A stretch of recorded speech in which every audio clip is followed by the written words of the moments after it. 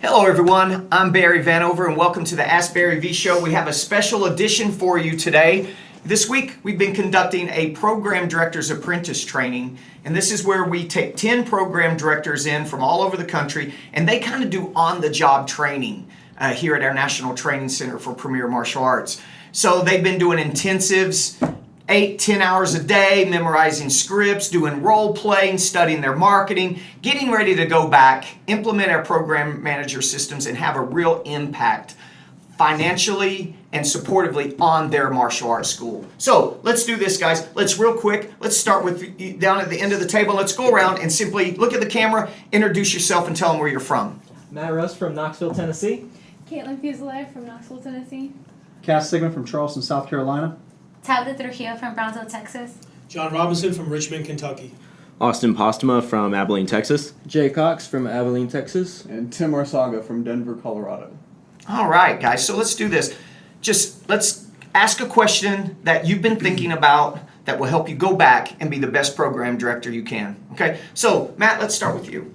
I just wanted to know what were some common traits across the board that all program directors would have to be successful. Common traits, it's way more important that a program director is detailed oriented, right? Confident and consistent, right? You have to be, because program managing is kind of a lot of the business side. So you're probably sometimes the owner puts you in responsibility of keeping statistics. At least you're part of the statistics, which is so important.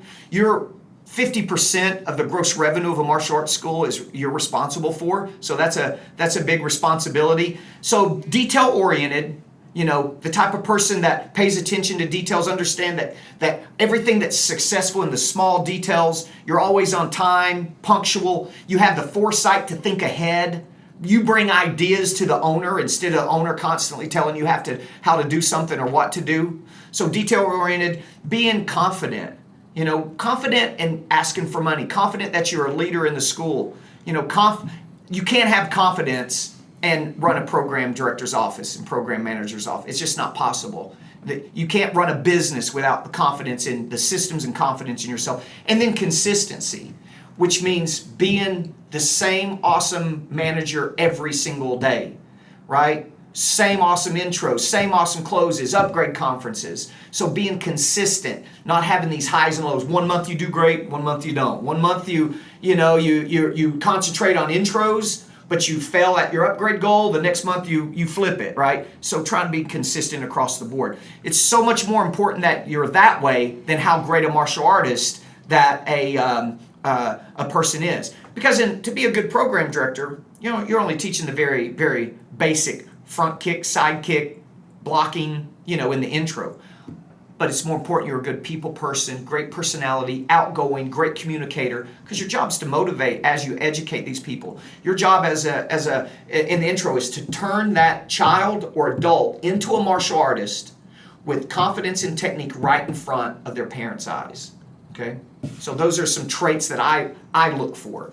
I'm not looking at how great their round kick is or how good a martial artist. I'm looking at their communication skills and their professionalism and their overall look and energy. Okay. All right, good question. Caitlin. When is the best time to bring up the sale and pricing of an equipment package? Like while they're filling out the paperwork or after the paperwork? What do you think is the best?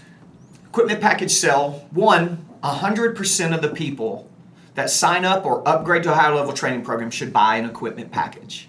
An equipment package enhances the excitement of them joining martial arts. Imagine that if they join Black Belt training program, they just committed to contractually $4,500 or they paid $39.95 in full.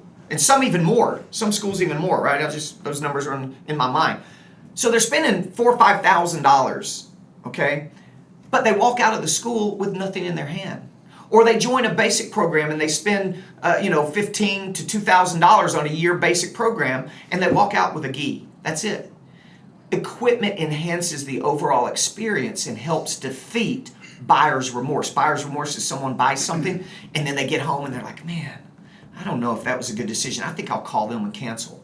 that kid gets home and he's got that black belt training equipment bag, he's got his bow staff, his nunchucker, and he's playing with it, and mom and dad are like, wow, he must really love this. It's a good decision we made, right? So, and people expect equipment. They expect it. Plus people spend their money. Might as well spend it with you, right? So 100% of the people. Now, going back to your question is, when do you sell the equipment package as part of the intro process? Get the commitment, fill out the membership and paperwork. Done. Then offer them the equipment package at a discount. There's a magic phrase that we use to sell the equipment package. Got all the paperwork done, mom signed it, I got the credit card information, everything's great. Okay, all right, Ms. Johnson, there's one more thing. We'll either have it on the PowerPoint to show the equipment package, or some schools will hang equipment package posters behind them. Okay, so let's imagine it's right here because my finger's already up in the air. It kind of looks stupid if I talked about something else right now. Okay, Ms. Johnson, this is our basic, or this is our black belt training equipment package. This is all the equipment that Sarah's going to need to be successful and be safe in the black belt training program. Normally this package is $389, but if you want to buy it today, I can sell it to you today only for $349, give you a nice discount. Would you like for me to go ahead and put this on your account? See, I have her credit card information. She doesn't have to give me her card again. I can run that later. So you want it? Okay, I'll just mark on the membership equipment package, and I'll go ahead and go gather up her equipment, give it to them, right? Run her credit card later when I run the down payment. Right? Or if your owner wants to swipe it and do the transaction, then just take the membership to the pro shop, gather their equipment, swipe it for both the down payment and the equipment package, or the paid in full in the equipment package. Then you do the checklist for success. If they didn't, the rare chance that they didn't buy the equipment package, one of the checklist items are, we offered you the equipment package at a discount today and you declined it. The equipment package will now be sold at full price in the future in the pro shop. So she initials, yeah, I declined to save that $50, right? So they can't go to the pro shop 3 days later and go, oh, Mr. Vanover said it was only $349. No, it was only $349 during the intro when you signed up, but today it's $389. You see what I'm saying? Mm-hmm. Okay, so good question. When we look at our stats, weekly stats, when one of our managers drop an equipment package, so maybe last week they signed up 5 new students, but they sold 4 equipment packages, we're like, what? How did you drop an equipment package? Right, it's almost embarrassing for them. Everybody should buy the equipment package. Okay, good question. Cass. How do you get into a school system if another karate school's already beat you to the punch? So talk to us, you are Team Paul Mitchell fighter? Yes, sir, I was. Cass is an ass kicker. Don't let anybody fool you. Okay? How long did you fight for Team Paul Mitchell? I was on Paul Mitchell for 3 years. Oh, nice. Yes, sir. Very cool. And then you got a little knee injury? Yeah, I tore my ACL twice. You miss whipping and kicking people in the head, or do you? Every day. Every day? Every day. Well, you'll get back there. Yeah. You'll get back there. Awesome. I'm sorry, what was your question? If somebody is already in the school system, how do we go about getting into the school system, or what's the best way to handle that situation? So you got maybe a competitor martial arts school that's kind of going in, doing school talks, or working with the school system. I would just do my best to ignore that I don't know the fact, and I'm going to work hard at getting in there. I would be contacting the PTA and finding out what kind of fundraisers, and tell them we want to support them and that we actually have some fundraiser ideas that we can do for them. I'm going to show up at any fall festivals they have, and I'm going to support the school and pay to have a booth there or donate money to be seen. I'm going to send all the intent to promote letters with all my students to the teachers to have them sign off on permission for them to go up advanced belt levels. I'm going to, at the beginning of the school year, I'm going to go to the local school board, and I'm going to try to adopt the elementary schools around me as a partner in success or a business partner for the school. So which they have a lot of different ways you can support the school, and you fill out certain paperwork and you become a partners in education with that elementary school. So I'm just going to work the systems. Now, later on, if I start getting a lot of no's, or we don't need you, or we don't want you, or I find then I might get a little bit complaintive, so to speak, and go to the school board and like, what's going on? I've offered to do all this stuff, and you only want to deal with this one school. I have students that go to this school too, but I don't think that's necessary. I think by just outworking them a little bit, out hustling them, that you eventually can have an impact and get in there. And then once you are in there, just be better than they are. And that's probably not a problem for our schools and our clients, because we work so hard at those school talks and those presentations and things like that. Just be better than they are. Be more personable, be more exciting, be more fun, just outdo them, Tabitha. Yes. What is the best advice you would give an instructor? So now you, what town are you from? Brownsville, Texas. Brownsville. Our school's in Harlingen. So how far are you from Old Mexico?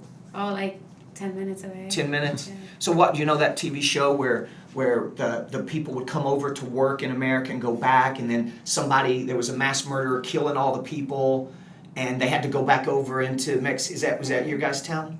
Probably. The Bridge. It was called The Oh, yeah. Bridge. You remember that show? Did you hear about it? No, I don't think so. How did you not hear about it? I didn't Is that hear your about it. town they're talking about? I don't think so. Do you ever go over to Mexico? Not anymore. Not anymore? No. Okay. I'm like 15, so. 10 miles away and you don't even go over there. I have family Sad. out there, just, it's Sad. too bad to You're go sad. there. Okay, when I come down there, I'm taking you over there. Okay, we'll go. Okay, all right. What was your question? What was the best advice you would give an instructor who's becoming a program director? An instructor that's transitioning Yeah, to program yes, director. sir. Well, it's kind of like what Matt asked. You know, understanding that it's now, instructor's an extremely important part of a martial arts school too. Program director is equally important. You're the face of the school. You're a little more on the business side. You can really have a huge financial impact. And that's a big responsibility, okay? So, with great responsibility, what's Spider-Man say? With great power comes great responsibility.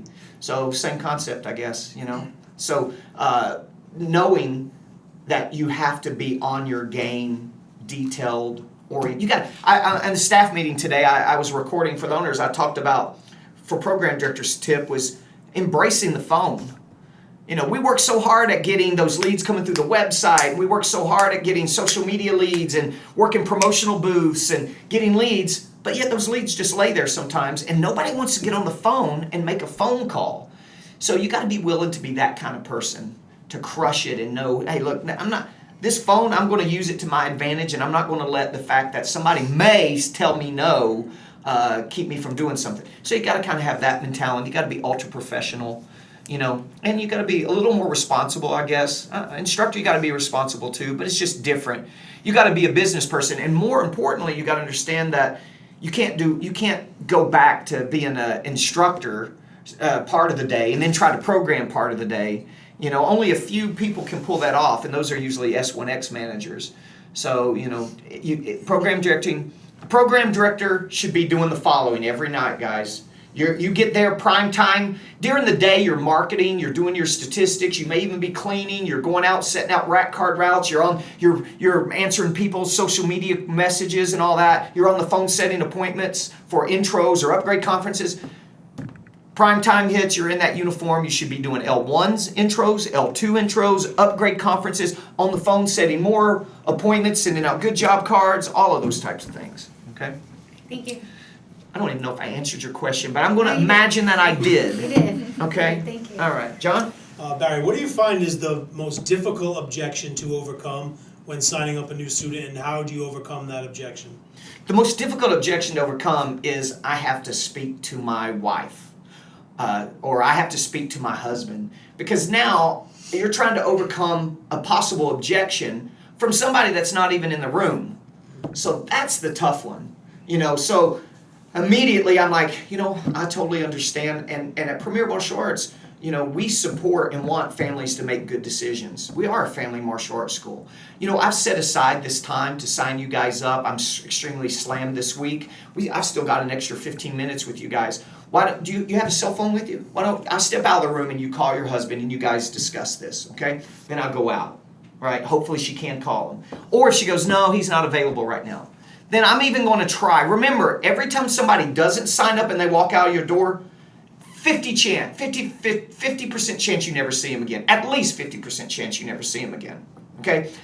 So I want to get them to sign the membership. So I would go, okay, you know what? Okay, I get it. Well, listen, since I have saved this time, why don't we do this? Why don't we go ahead and sign up Billy, and then when you go home, talk to your husband. If for any reason you guys decide that martial arts is not right for you at this time, just give me a call and I will tear up the membership, okay? Usually that one will work, and then, okay, but if the lady's totally like, no, he'll kill me, I gotta talk to or the guy's like, no way am I signing something about my wife, that's just a tough one, right? Then I'm going to let him go, and I'm going to just reschedule another visit. Schedule Johnny or Billy a group class, and then you do another enrollment conference, and make sure they bring the parent. It's hard. Now, one thing you want to do, though, guys, is you want to stop that situation from happening. At the end of L1, make sure you tell the mother, now listen, at the end of the next lesson, I'll know which program your child qualifies for, and I'm going to go over different membership options with you. Please bring your husband or anybody that's important to the decision-making process. Then when we call and confirm, have them again remind them to bring anybody in the family. When they're scheduling an appointment, now you're going to do 4:30 on Thursday. Now, can your husband make that, or do you want to do 6:30, or I've got one at 7:45 available? Anything you can do to remind them to bring the other spouse with them. That way you don't have that objection, because that's a tough one to overcome. Okay? Great, thank you. Austin. Yes. For someone that's opening a school, whether it's like their first school or one of their multiple school locations, like their second or third school, what are some of the first important steps that they need to take or need to do in order to make that school a success? Well, the decision of when to open up another school is all about staffing. You got to have qualified staff. The owner shouldn't go to his main school a few nights a week and go over here a couple nights a week and all that, right? That second school needs to be independent of the owner totally. So then it becomes about who can I find to rock this place out, and what staff member is going to take this job to the next level and make it successful, providing them a good opportunity and me a good opportunity. So staffing's the very first thing. And then to kick that school off is all about marketing at first, because you have 0 students. Mm-hmm. You know, you want to, 2 months before the school opens, you want rat card routes out. You want to have your website up. You want to have your social media campaigns going. You want to be hitting promotional booths around town. The second you can get in there and you can sweep up, even the contractors leave, the construction work leave, the minute you can sweep up an area and start doing intros, you start cranking out the intros. You know, so marketing is the most important factor, because you have no students. Okay? Yes, sir. Okay, well, in regards to the S1X model, I'm understanding that that's a model that's basically built around for it to be a one-man show, for one person to be able to run S1X it. technically is one man show. Right. And also I've heard mentioned that during really busy days, like especially days where you would be doing like a group intro, it would run a lot smoother if you had office help or if you had someone filling out the information sheets or things like that. So I guess my question is, at what point in the S1X would you need that office help? You know, we call the 2.5 model 2.5 because it's the minimum number of employees required. You have to run a full-blown 2.5. I ran over 500 students, almost 600 students on 2.5 people. Full-time program director, full-time instructor, and part-time front desk person. Of course, I was one of those people as the owner. Did that mean that later on, when I got to 580 number of students, that I didn't have part-time instructors? Of course I did. I could afford it. I need more people helping walking the lines. But the reason we call it 2.5, it's not that you only have 2.5. It's the minimum number of people required to keep things going. S1X is the number one person is the minimum number required. You may have a part-time person helping there, but if they quit or move on, you can still run the systems with one person. That's why we call it, you know, the difference. So the type of person I want in the S1X is a person that I'm really grooming. The part-time person in an S1X, the helper, it's somebody that I've got enough faith in that I'm trying to groom them to open up the next S1X and be the manager at the next one. Then they get a helper, and we're training that person to open up the next one, and it just keeps growing from there. So we don't even have really front desk people in an S1X. I want somebody that I can train to teach class, that could do I'm eventually going to train them to do intros. They do know how to run the cash register, right? They're going to do as much of everything as I possibly can get them to do. Even if I don't need them, I'm providing that opportunity for them to train and grow into their own location. Okay? Right. So there's no magic time. But going back to you're talking about paperwork and things like that, the owner doesn't need an office inside of a martial arts school. You know, we open an S1X, it's real tiny square feet, right? If there is room for an office, we want it to be a program manager's office where private intros can be done. You know, the owner doesn't need an office. He can have an office at home and do paperwork at home, or the manager can do all that type of stuff on a laptop at Starbucks for all I care. You know, it's not required. So it's more important to have that person that's training to be the next S1X manager. You know? Okay. Tim. Right. So say you have a student that just finished a black belt training membership, just finished their 36 months, and you're going to renew them, but they have objections about committing to another 36 months. How do you handle that? Okay, good question. So what you're telling me is maybe a kid's been in black belt training, or adult for that matter. They've been in black belt training program. They're committed to 36 or 48 months or whatever. Their membership ends before they got to test for black belt, but they're getting that opportunity in 4 months, 6 months, or a year, right? Yes, But sir. they don't want to sign another 3-year black belt training membership. What to do? Is that what you're asking? Yes, sir. For me, my answer is I am going to let them sign up, and they can it's not month to month. I'm going to contractually obligate them for the period of time to get their black belt. So if it's next year they're testing, they don't want to do 3 year, can I just do a year? Sure. If it's 6 months, sure. 4 months, I probably still have them do a 6 month, membership. Because I really would like them to have 2 months to try the black belt class and experience being a black belt and train as a black belt. Remember, you have that 12-week boot camp that they go for. And part of the 12-week boot camp concept is pre-framing what's expected and what's coming in their next level of training, getting them excited so they want to continue. Okay? Now, that situation you mentioned happens every day in martial arts schools all over the country. That's our philosophy, that's our process, and that's kind of how we handle it and stick to it. Kids, even adults, can't stick to an activity 3 and 4 years at a time. The fact that a kid has stuck to martial arts training for that long is a victory. I'm not going to try to make them commit to another 3 years just to get a black belt or a junior black belt, okay? But that's a great question, okay? How's the training been this week? Great. Awesome. You guys are doing an awesome job. I'm confident that you're going to go back and your owners are going to be pleasantly surprised with the impact, not only support, work ethic, but financial impact that you have at the school. All right. Audience, and wave bye. Bye. See you guys next time.